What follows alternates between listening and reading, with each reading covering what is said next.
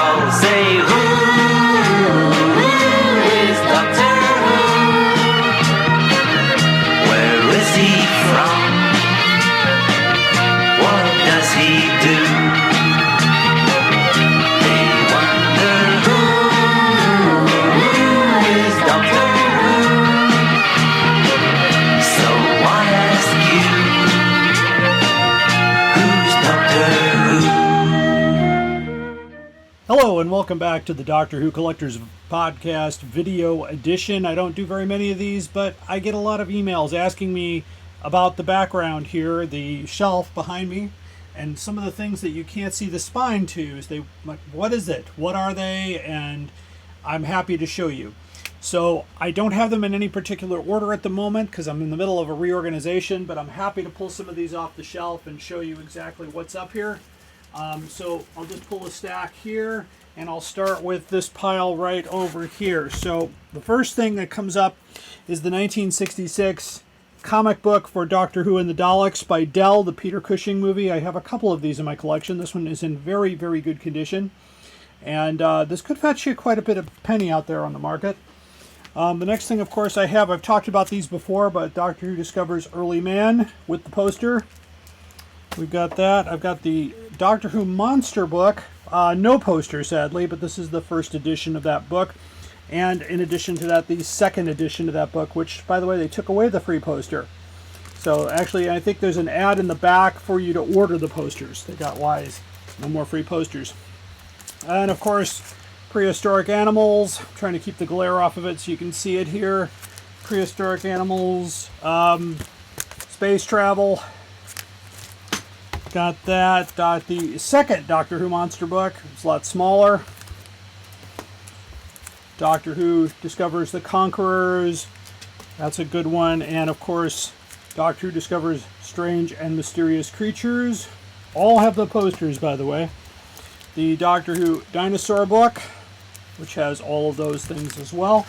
And a few other things here. I've got an issue of Enterprise magazine with Tom Baker on the cover.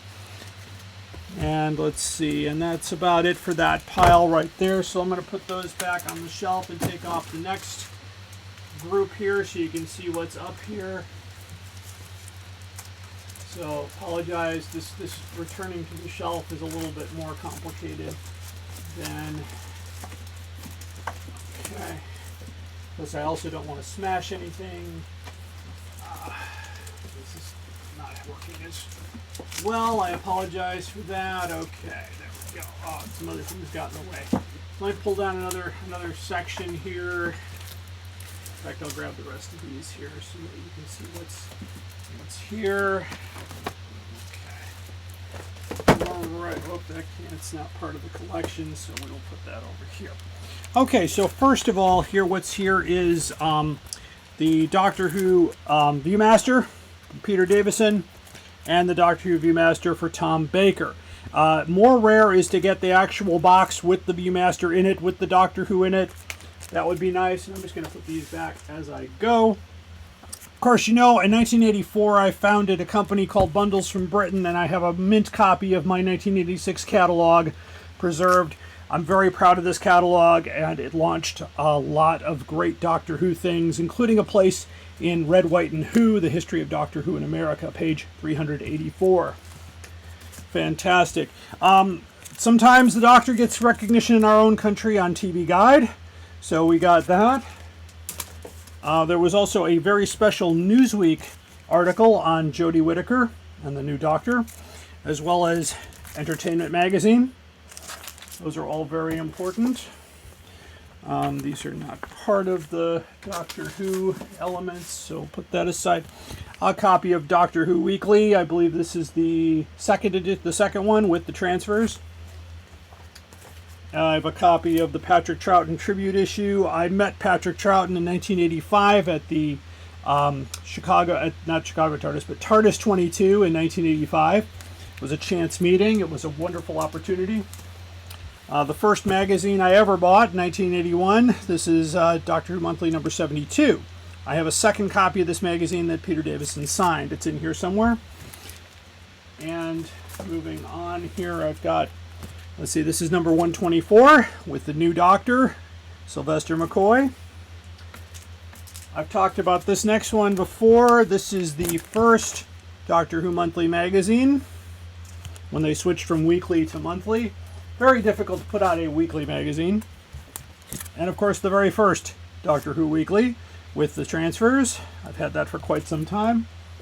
A couple copies of this here lined up. This is the special Alien Entertainment Titan Comics.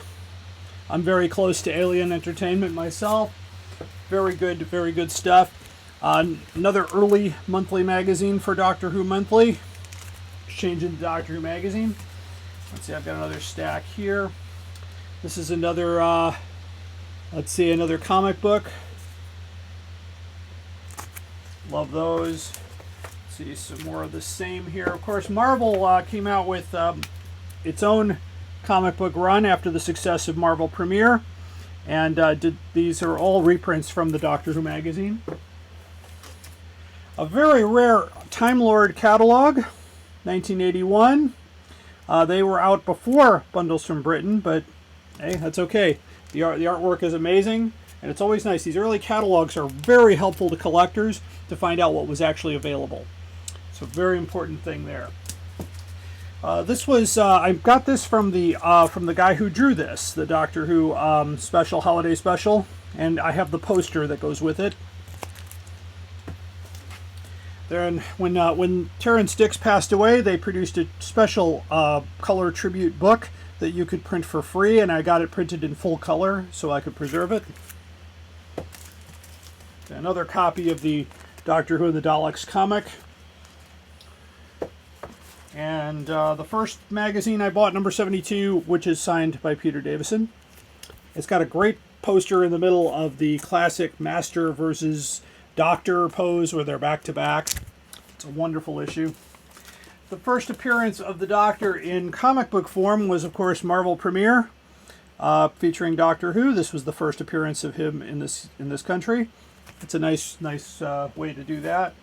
This really affected me because I loved. I'm also a big Beatle fan, and so somebody found these for me, these Doctor Who comics with the Beatles-esque poster, pictures on the front here, the red and the blue. So if you're a Beatle fan, you know what that's all about. But of course, I'm both, so that really was nice.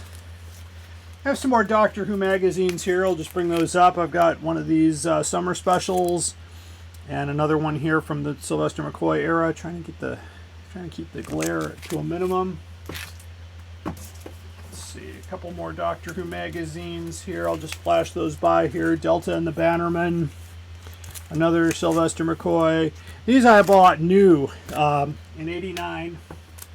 Let's see. Lots more of those magazines.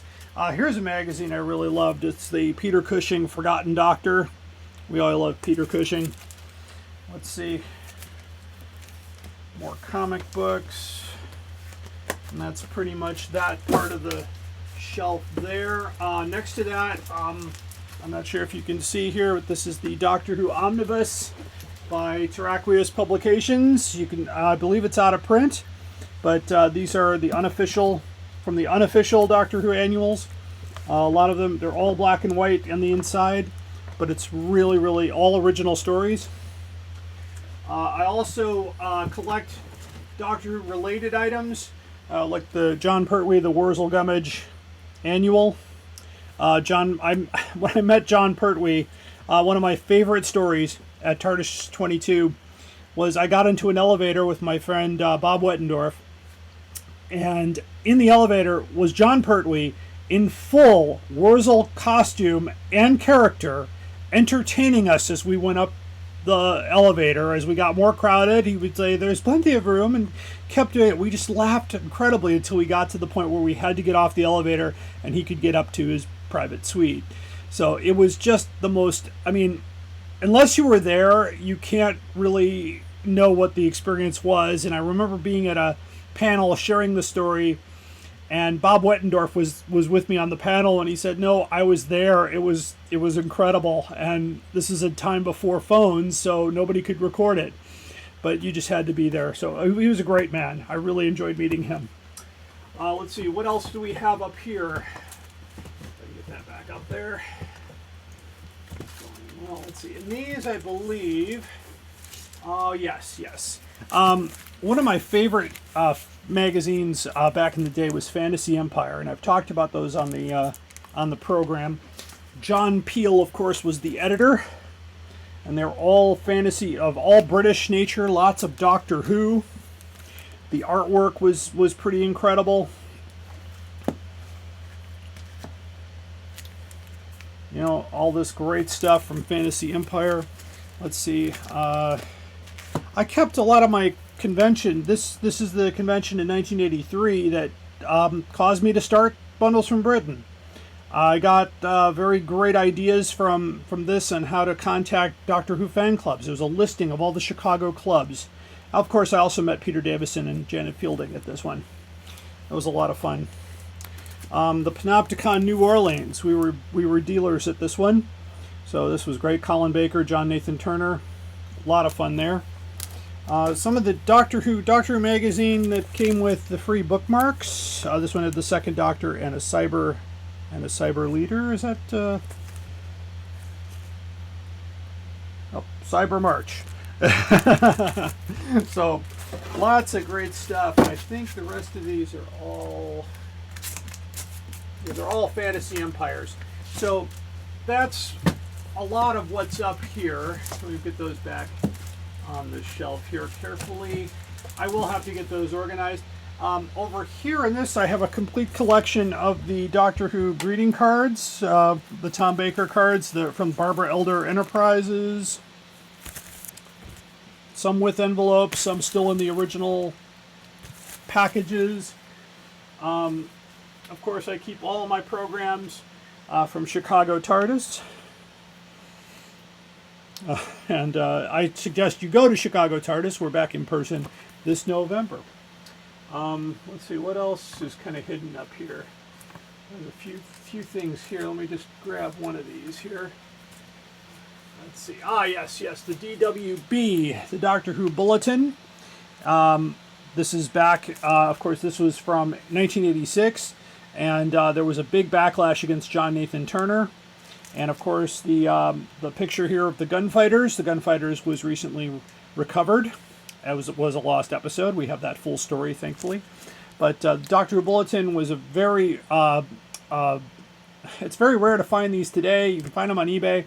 But I actually subscribed, and I actually got these sent to me. So it was a great thing to be a part of that history. Let's see. Things that don't fit. The special Doctor Who magazine editions that come out and have all the goodies in there. So those don't fit on the smaller shelves. So I don't, let's see. I'm trying to think if there's anything else that's really hidden up here. A couple things here. Let's see what's. Oh yeah, this is nice here. This is, of course, the 500th issue.